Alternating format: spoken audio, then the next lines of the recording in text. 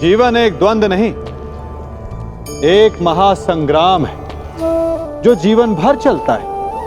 और इस युद्ध में विजय वही प्राप्त करते हैं जो कठिनाइयों से लड़ते हैं, जो गिरने के पश्चात भी उठने का साहस रखते हैं। जब एक पक्षी अपने घोंसले की नींव का पहला तिनका रखता है तो वो तिनका हवा से कई बार उड़ जाता है।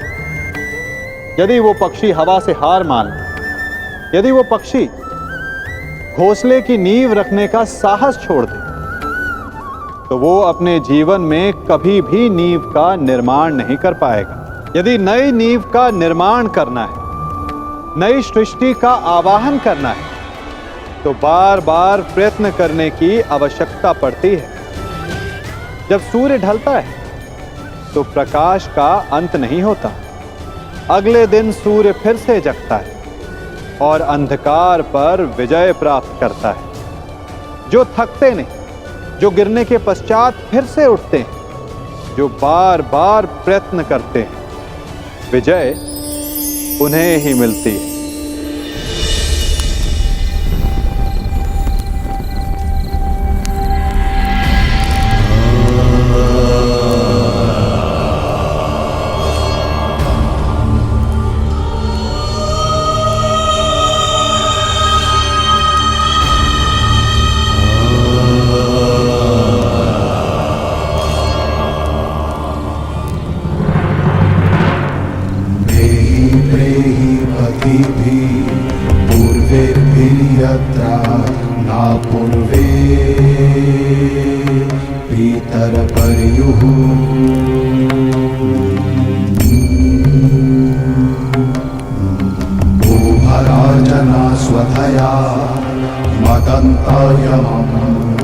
पश्यासि वरुणं च दिवम्। ये सब क्यों हुआ सखा? सहस्त्रों काल के गाल में समा गए। ये क्या हो रहा है केशव? तुम एक क्षत्रिय परिवार में जन्मी हो याज्ञसेनी, और युद्ध के परिणामों से भली भांति अवगत हो। तुम स्वयं युद्ध कांक्षी हो, तो फिर ये पीड़ा क्यों? क्योंकि ये अनुमान नहीं था केशव कि अपनों की मृत्यु इतनी पीड़ादायी होगी। आज उत्तर वीर गति को प्राप्त हुए, कल कोई और होगा।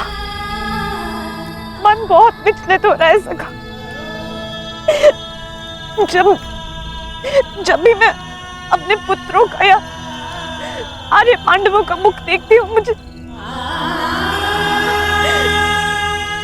एक भय समा जाता है मन में कि कहीं। तुम ये मत भूलो सखी कि ये युद्ध केवल तुम्हारे अपमान, केवल पांडवों के साथ हुए अन्याय के प्रतिशोध के लिए नहीं हो रहा है। ये युद्ध धर्म की पुनः स्थापना के लिए हो रहा है, अधर्म के नाश के लिए हो रहा है। और धर्म की स्थापना के लिए वीरों को अपने प्राणों की आहुति देनी पड़ती है सखी।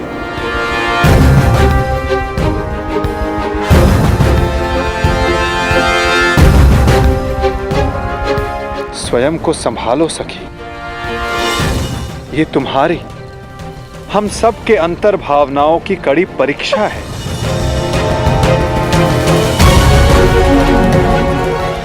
और इस युद्ध में हानि केवल हमें नहीं हुई है, अभी तो इस युद्ध में अनेकों की आहुति देना शेष है सखी।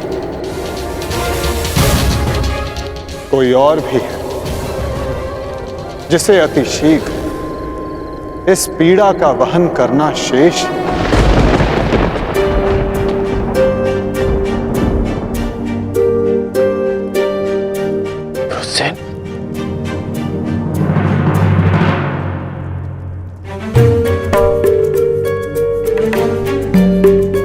धन्यवाद पिताश्री।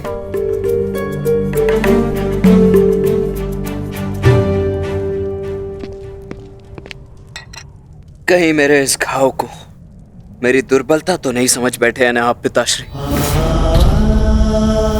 मैं एक योद्धा हूं और युद्ध में योद्धा को घाव लगना गर्व की बात है।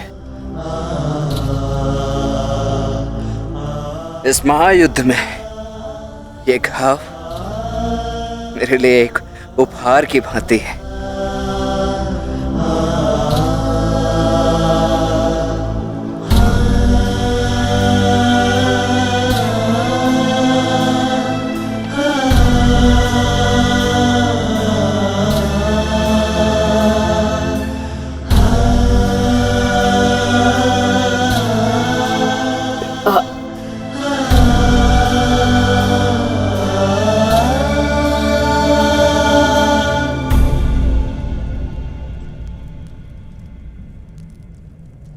आज तुमने अपने आप को एक सच्चा योद्धा सिद्ध किया है।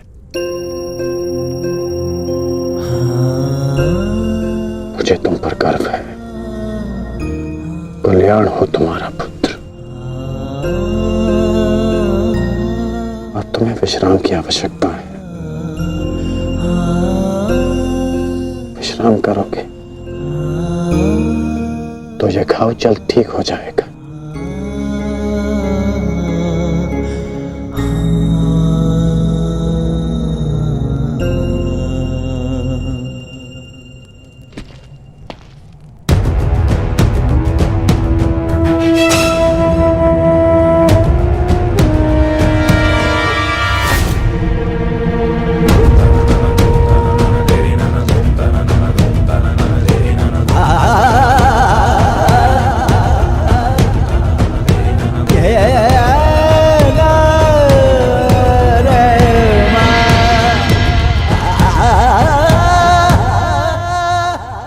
युद्ध भूमि में अपनी मृत्यु से अधिक अपनों की मृत्यु का भय कितना सताता है ना मित्र। माधव आप बड़ी बात।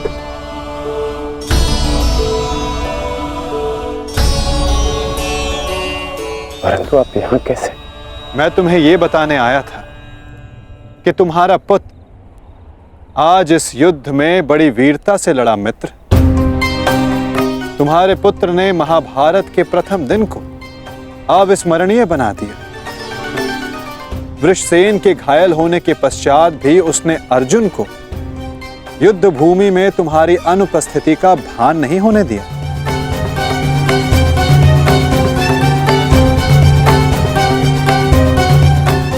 परंतु गर्व के स्थान पर तुम्हारे मुख पर यह पीड़ा क्यों मित्र?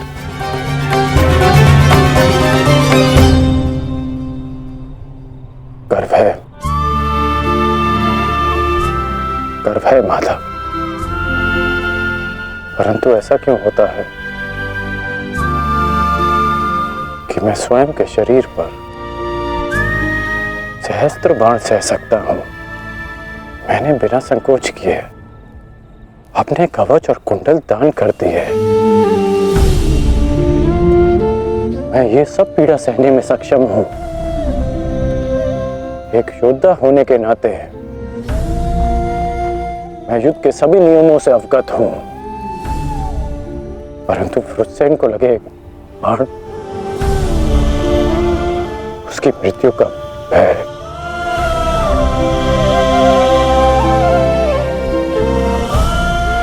मुझे खाया जा रहा है। परंतु तुम ये कैसे कह सकते हो मित्र कि ये भय है, पूर्वाभास नहीं?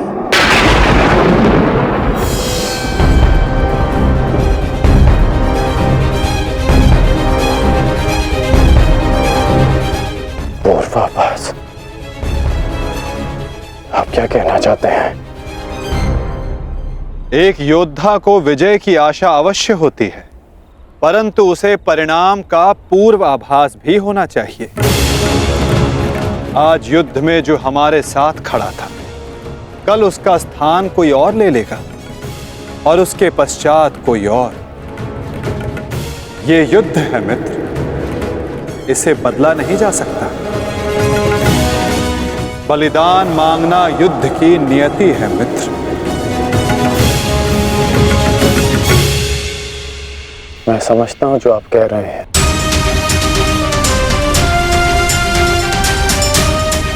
परंतु मन में अपनों की रक्षा की चिंता है।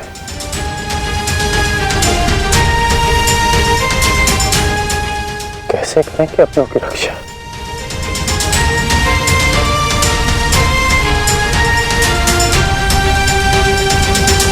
यदि कारण महान हो तो उसका बलिदान भी महान देना होता है मित्र। इस युद्ध में हो रहे बलिदान को स्वीकार करो। एक योद्धा को युद्ध में जाने से पूर्व सभी प्रकार के मोह को त्यागना पड़ता है। मोह बंधन में बंधकर वो युद्ध नहीं कर सकता और ना ही अपनों की रक्षा कर सकता है। इस महायुद्ध में अपनों की रक्षा के लिए जो हो सकेगा वो मैं करूंगा, चाहे वो युद्ध के नियति के विरुद्ध हो तब भी अंगराज।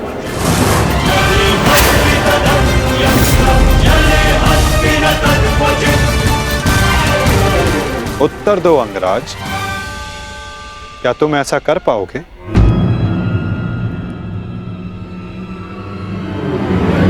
यदि तुम चाहो तो अब भी इस युद्ध की नियति को बदल सकते हो कर्ण। सहस्त्रों के प्राण बचा सकते हो, अपनों को खोने के भय से बच सकते हो। तुम्हारे पास अब भी समय है। हमारे पक्ष में आकर इस युद्ध को एक दिन में समाप्त कर दो मित्र। इस महाविनाश का मूल्य कम कर दो। बोलो मित्र, अपनी निष्ठा की नियति को बदलकर तुम इस युद्ध की नियति को बदलना चाहोगे? महामहिम भीष्म ने तुम्हें इस युद्ध भूमि में प्रवेश करने से वर्जित किया है। यही अवसर है मित्र, अपने भ्राताओं के साथ मिलकर धर्म के लिए युद्ध करके इसे समाप्त कर दो।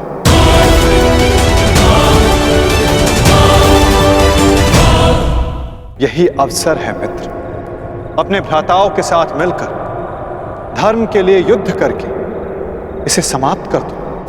आप मेरा उत्तर जानते हैं, फिर क्यों बार बार ये प्रश्न करते हैं मुझसे? मैं तुमसे प्रश्न नहीं पूछ रहा हूं, तुम्हें तुम्हारे संदेहों का हल दे रहा हूं। या तो परिवर्तन के लिए स्वयं को परिवर्तित करो या फिर प्रलाप बंद करो मित्र। और जो हो रहा है उसे स्वीकारो। तुम्हारे अंदर अपने मित्र के विरुद्ध जाने का सामर्थ्य नहीं है मित्र। जो पीड़ा आज तुम अनुभव कर रहे हो सकता है कि कल तुम्हें उससे अधिक पीड़ा अनुभव करनी पड़े मित्र। इसलिए कहता हूं अंगराज, या तो विरोध करने की शक्ति रखो या फिर पीड़ा सहने का सामर्थ्य।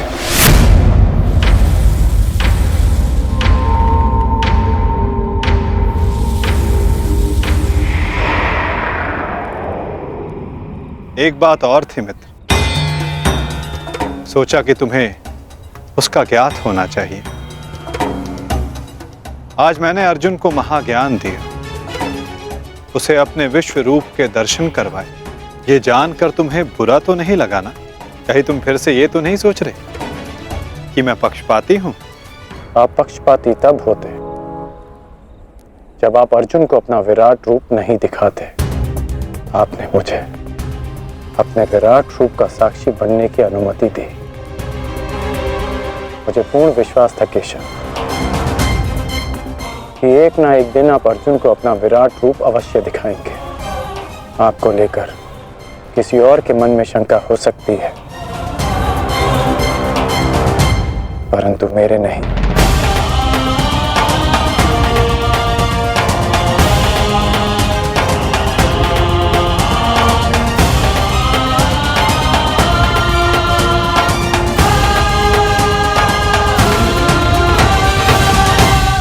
एक दिन आपने मुझे पाषाण और मोरपंख होने का अर्थ समझाया था। हर पहेली का उत्तर हमारे चयन में होता है अंगराज, इस पाषाण खंड की भांति, जो ना अपना चुना हुआ मार्ग बदलता है और ना ही अपने विचार। और दूसरा मार्ग वासुदेव? जो इस मोर पंख की भांति होते हैं, वे अपने आप को ईश्वर की इच्छा के हाथों ऐसे समर्पित कर देते हैं जैसे इसने स्वयं को वायु को समर्पित किया। मैं आज भी पाषाण हूं और अर्जुन आज भी वही मोरपंख, वो मोरपंख जिसे आपको अपने मस्तक पर धारण करना ही था। ये मेरा प्रारब्ध है कि मैंने पाषाण होना चुना है।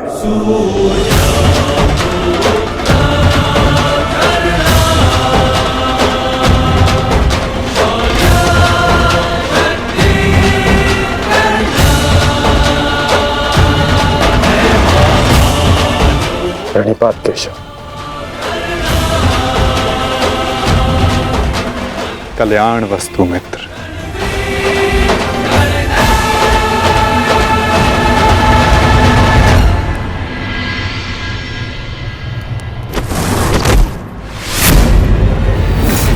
युद्ध का पहला दिन कौरवों के नाम रहा। ये पांडव सेना के युद्ध बंदी ज्येष्ठ, हम इन्हें अपना दास बना लेते हैं। और मुझे पूर्ण विश्वास है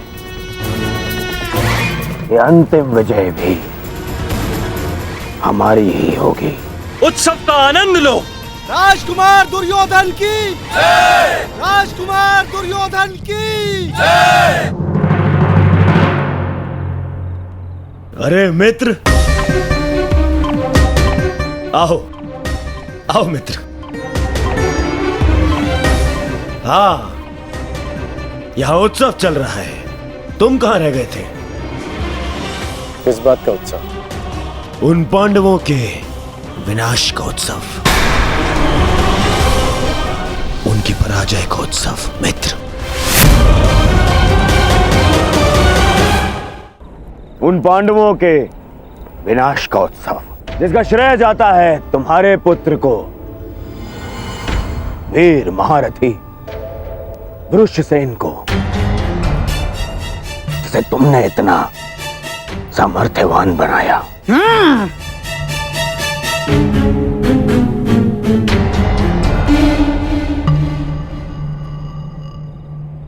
ये तो अवश्य उत्सव बनाने की बात है। आज तो मैं भी मदिरा पान करूंगा। मामाश्री, तुम भी मदिरा पान करोगे? लो, ये लो।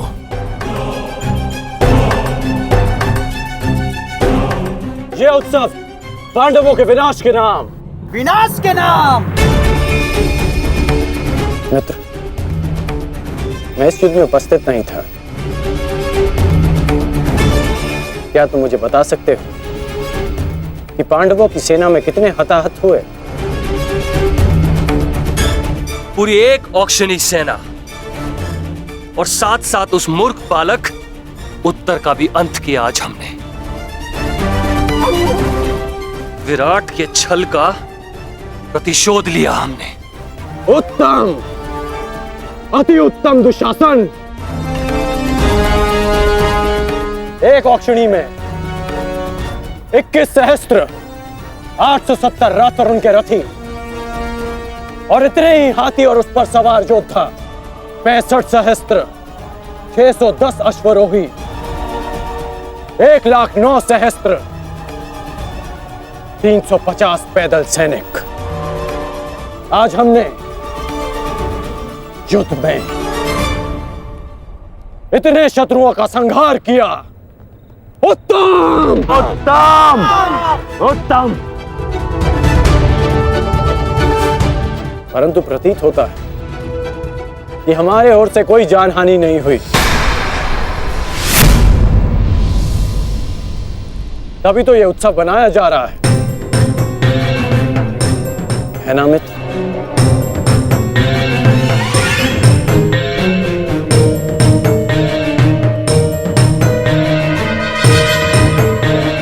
नहीं मित्र, हमारी ओर भी लगभग आधी अक्षुणी सेना की हानि हुई है। अर्थात सहस्त्र सैनिक, महारथी, अश्वरोही हमारी ओर से भी मारे गए। अब इनके परिवार का ध्यान रखने वाला कोई नहीं रहा। इनके वृद्ध माता पिता, विधवा स्त्रियों, अनाथ बच्चों की रक्षा करने वाला कोई नहीं बचा। ये तो अवश्य उत्तम बनाने की बात है। उत्तम!